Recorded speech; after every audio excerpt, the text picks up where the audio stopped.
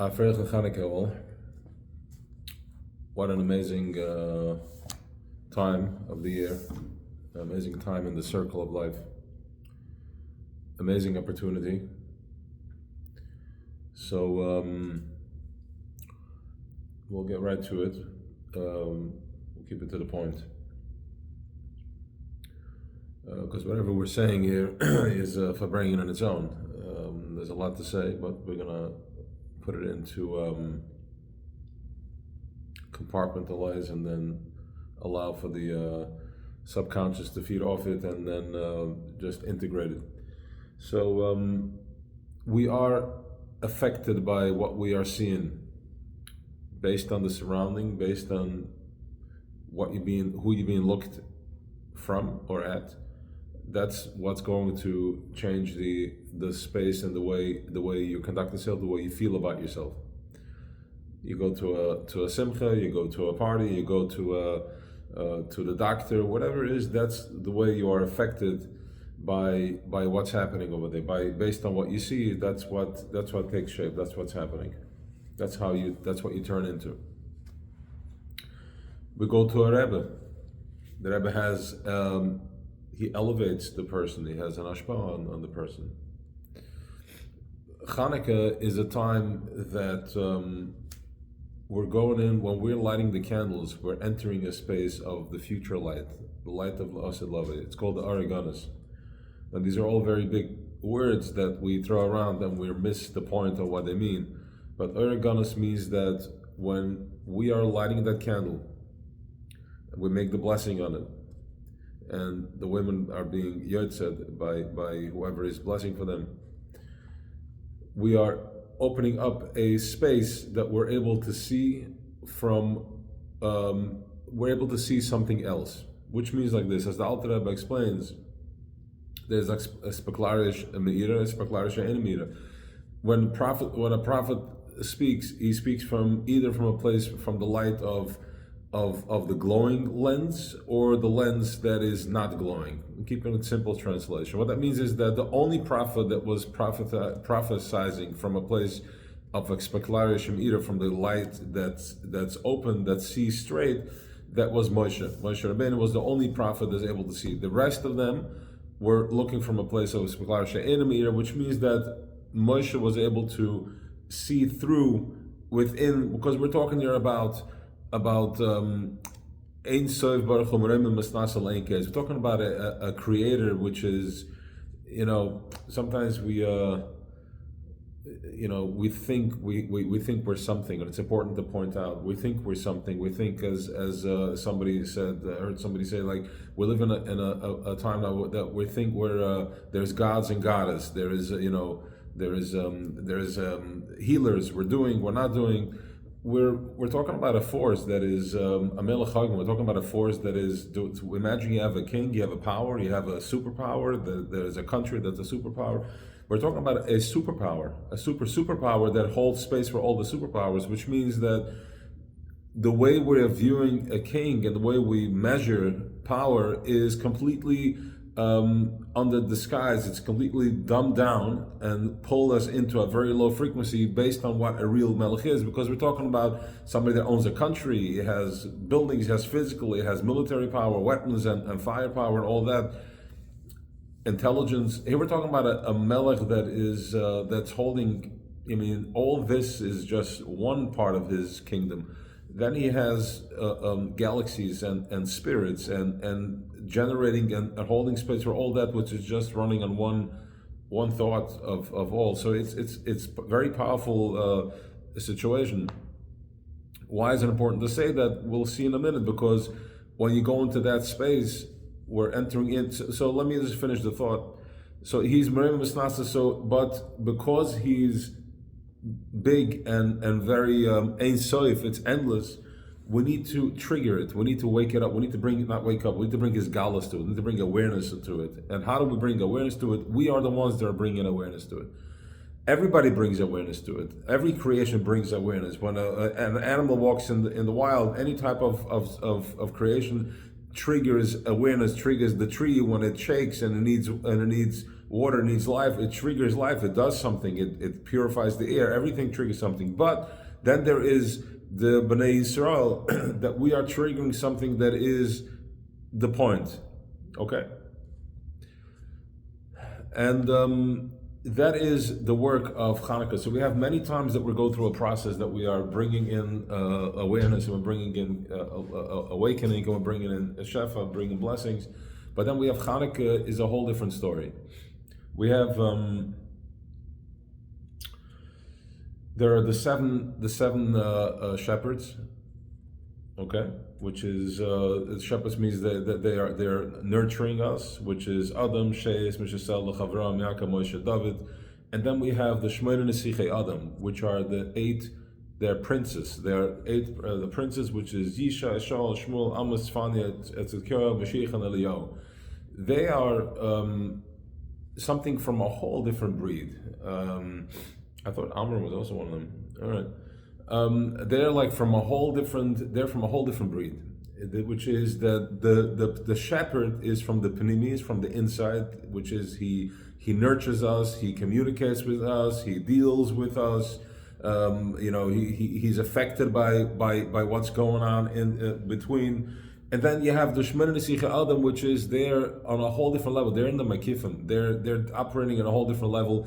They are dealing with changing teva. They're dealing with the nerve system. Okay, they're dealing with the changing. In other words, the shepherd can work with what's given. He works with what's given. He receives a message and he works with that message. And then you have the Nesicha Adam. Nesicha Adam is David. He was dealing with different countries and different obstacles. Avram, Yaakov. They're all dealing with a status quo. Then you have the Nesicha Adam. They are dealing with stuff that is above us. They're just dealing in changing nature, changing teva, changing the outlook, changing the whole spectrum. Which means that by whatever we're being, remember, but whatever you're being seen by, whoever you're being seen by, that's what creates your reality. So, like I said, when you go to a simcha, you're being seen by the happiness, by that what's happening in that space. So that elevates and puts the person into that space.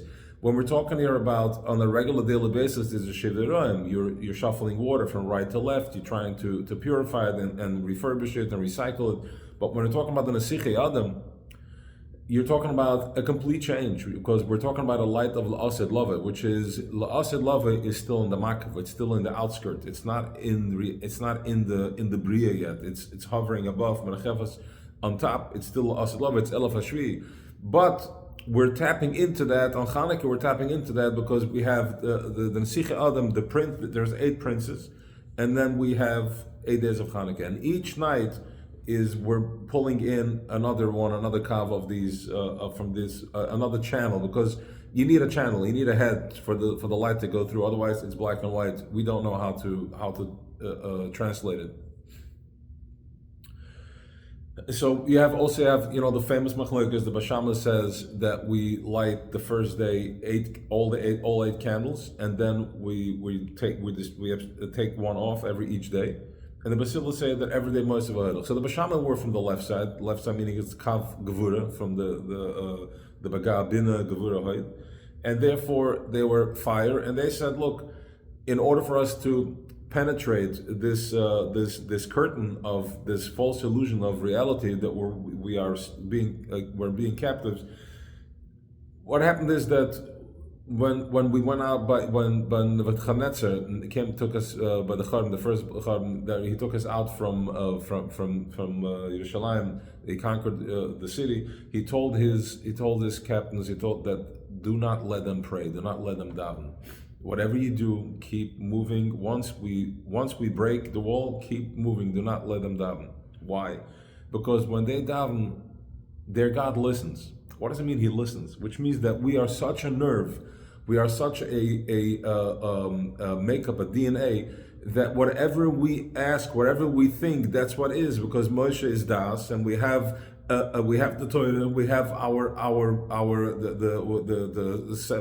Shiviroim, the Nesicha, the Shemona Nesicha Adam, wherever we are, whatever we think, that's what is. So he said, when they daven, that's what's going to happen. So make sure you keep distracting them, and that still holds till today. Whatever we're going through is just a distraction of who we really are and what our capacity is. So we're busy with a whole bunch of nonsense that just by way of design of distraction, because we were sold as slaves. But now that there is the time of redemption is now, and Befrat on Chanukah is a time of Gula, it's a time of redemption. So all we got to do is we have to daven. Daven means that not necessarily staying there with the tillim and crying, but believing in yourself, believing in the power of, back to that, what's my tafkid, what is it that I need to do, and we're all looking and searching, trying to find it. If you simply build up that belief within yourself, build up the belief that I just need to be, meaning that I don't need any specific message, I don't need any specific tafkid. We're entering in the space of the Shmeina Nesiche Adam. We're going into a space that changes teva, changes reality, it changes the status quo. From that place, all I need to daven, I need to pick my head up and just believe that me being here is a positive, has a positive effect, has a positive outcome. Me just being just me myself, and then I can start building on that, and that's the power we get from the candles of Hanukkah. Which is we're having the black curtain, the block between us. And then we have between us and the other side, going into the future, going into the light of the future, the Asid Lavi. When we light the candle, that's when we're going into the Spaklaria Shemeira, the light, the glass, the lens that is shining through, which means I mean, it's an energy, it's a black fire, because it doesn't have translation. You need special light, special lasers, so you can create something from it. You can translate the light into something. So the Spaklari Shemeira, this lens, allows us to translate and receive, so we can start creating and building on it. But the Alter Rebbe says that really the Spaklari Shemeira is even more powerful than the light that you can see through, because when we're going with the lens that sees through, Moshe told Hashem, show me your way. Hashem said, I can't show you my way. You can't see me and stay alive. In other words, it was a different level of just being, but not necessarily integration to be able to transmit and translate that into the physical day to day. But that's why Moshe wanted to go into Eretz Yisrael, finish the job, and then it wasn't time yet.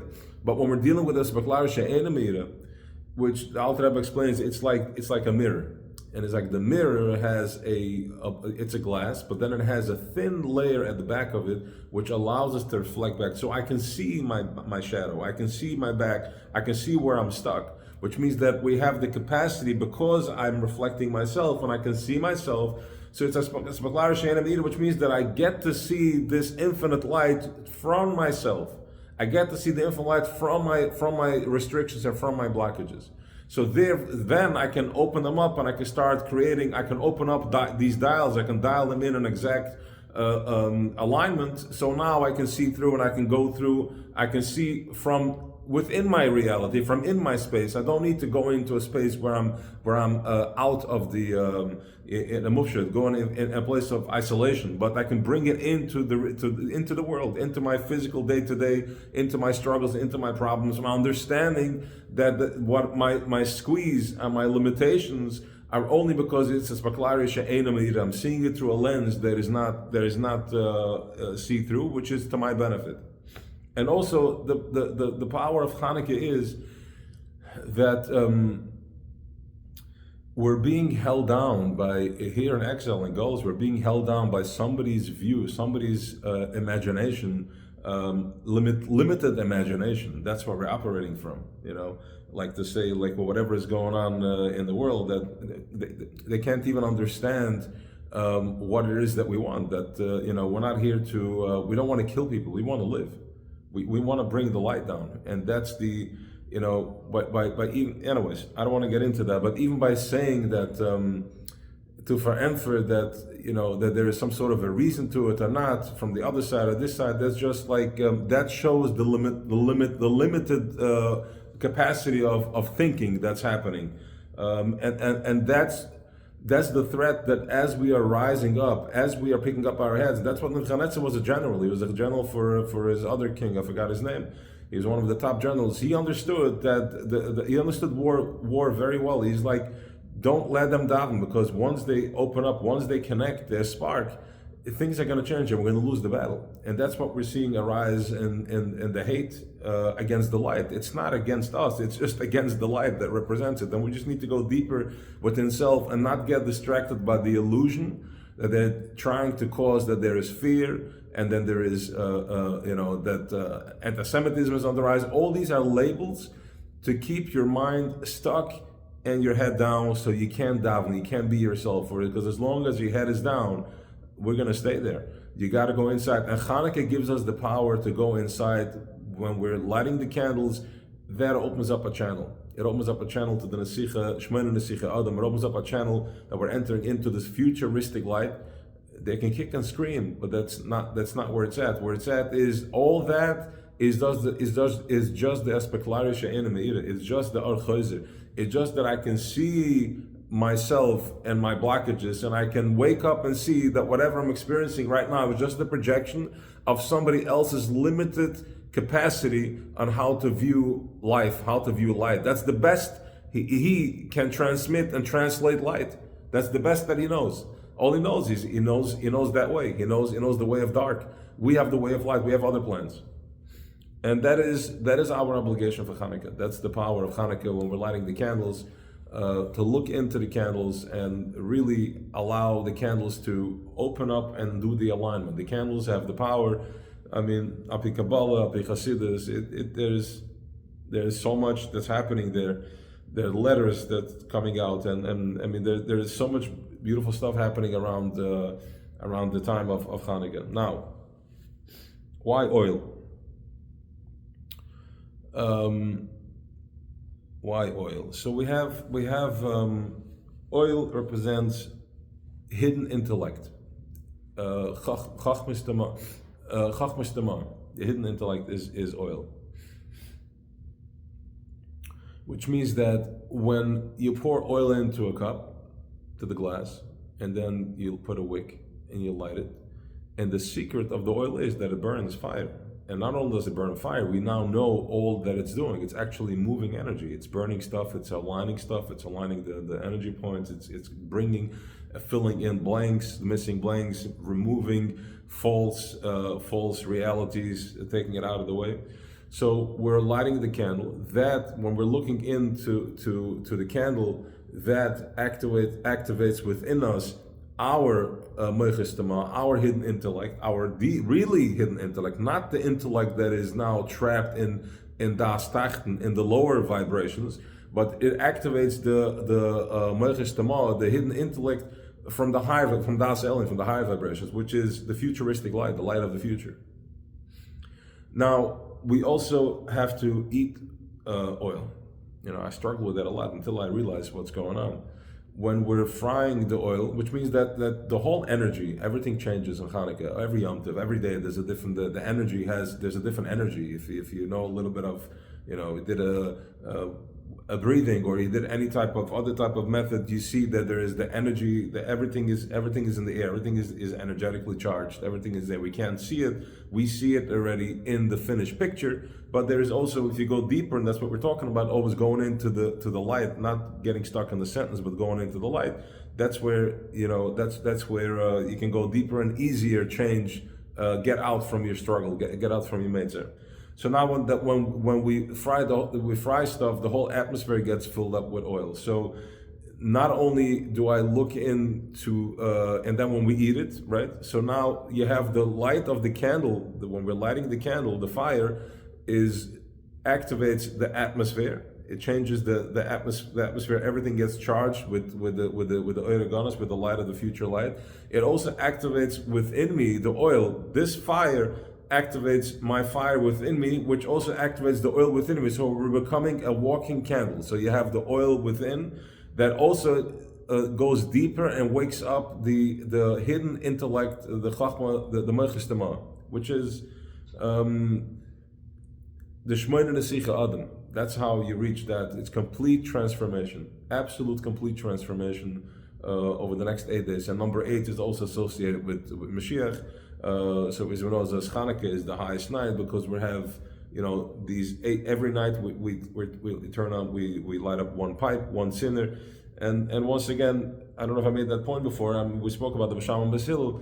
So the Basham is talking about activating all 8 lights at once. In other words, dissolving the illusion of the block of our existence, removing that completely at once. And then he says that once you light up all 8 of them, and the next day you only light 7 or light 6, but the internal light, the imaginary light, the energetic light is on already. So he's like, why should I waste time and just go 1 + 2 + 1 + 1 + 1 when I can just do all 8 of them, and then I will get into the awareness, into my alignment on the first day, and I won't need any explanation. Versus going slowly, I may get used to that. It's another night, it's another night. It's like I want to blast it, but as we know, not everybody can handle that. Not everybody is ready for that. As we clearly know that even in our processes, sometimes it gets too intense, it gets too strong. So we need to take it easy. And that's the Basil. The Basil is more with compassion, is with chesed, with chasadim. So we're going one light at a time, but don't fall asleep at the candle.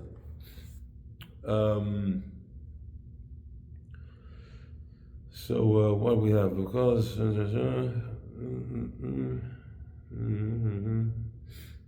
yeah, we can answer speck of stem things, kiffin. Fine, I think I said everything. So so that's the Hanukkah. Hanukkah is to really internalize the. It's about fine tuning our sensors, fine tuning our machine. Just really looking into the candles. That's where the brachas come. That's where the refias are coming. That's why it's a poil yeshiyas. It's all that because any type of struggle, any type of shortcoming is a lower vibration. And that is only when we're in separation. But if I raise the vibration, if I go up to into this futuristic light, and I'm in the makifim, and the makifim is where doesn't have to make sense. It doesn't have to. I don't have to line it up with anything. It's just this is what I want, this is what I need, and that's it, right? So remember, we're all prophets. We all what's it called? We're all prophets, whatever the quote is. We have prophecy in our DNA. Prophecy, it doesn't mean knowing the future. Prophecy means that you can start speaking the language of the message of what Creator is transmitting, which is, what is He transmitting? He's not transmitting a struggle. He's transmitting shefa, bracha, well-being, refuas, yeshiyas, none of that aniyas hadas, the poorness of the mind that creates all types of struggles and the illusion of sickness and toxicity. And so we should be able to go deeper within ourselves, not be afraid to let go, and to find and connect to the redemption. The ruach, connect to the ruach, connect to the spirit, that's where you find the ruach shel Mashiach. Oil rises, whatever oil goes to the top. So we're eating it, we're ingesting it, we're lighting it, we're breathing it, and that takes the essence of self up to the top, and we're meeting the Ruach Elokim and Achavas Epanaimoim. We don't have to wait another, whatever time we have to. We can just be there and enter into that space right now.